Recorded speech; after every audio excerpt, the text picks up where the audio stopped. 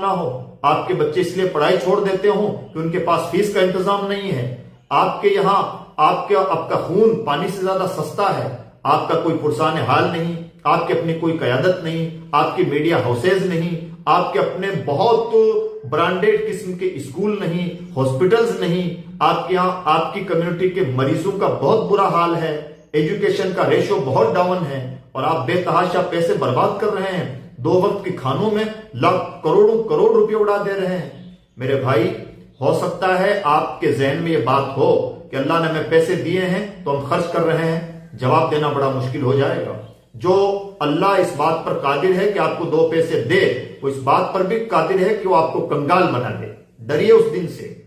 کتنے غریبوں کی آہیں لیتے ہیں ہم.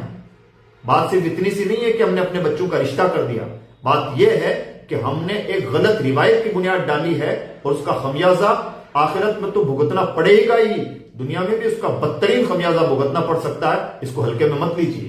اگر آپ کے ذہن میں یہی بھوت سوار ہے کہ آپ مشہور ہونا چاہتے ہیں, لوگوں کے بیچ میں بحث کا موضوع بننا چاہتے ہیں, تو چلیے وہی صحیح, یہ جذبہ ریا ہی صحیح. آئیے ہمارے پاس, ہم آپ کو بتائیں گے, آپ کو ہیرو بھی بنا دیں گے انشاءاللہ. لیکن کام وہ کیجئے, پیسہ وہاں پر خرچ کیجئے جہاں ملت کا بھلا ہو رہا ہو.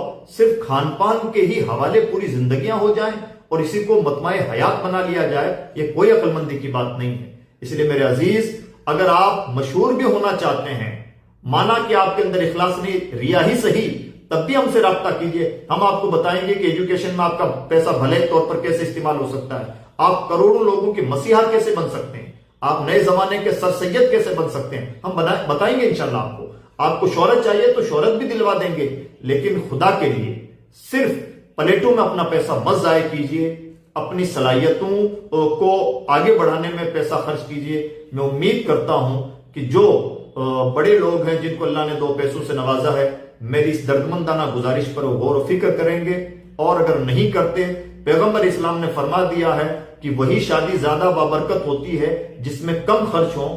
اسی طرح سے ہمارے زمانے کی بھی, ہماری بھی دعائیں انہی شادیوں کے ساتھ ہیں حضور کی سنت کے مطابق, جن میں کم سے کم خرچ ہوتا ہے, اور صاف ہمارے کم سے کم ہمارے دل سے تو ان لوگوں کے لیے دعائیں نہیں نکل پاتی جو لوگ اس امت پر کوئی ترس نہیں کھاتے اور اپنے پیسوں کا اس طرح سے بے دریغ استعمال کرتے ہیں, اور گویا امت کے لیے نئی قسم کی مصیبتیں کھڑی کرتے ہیں.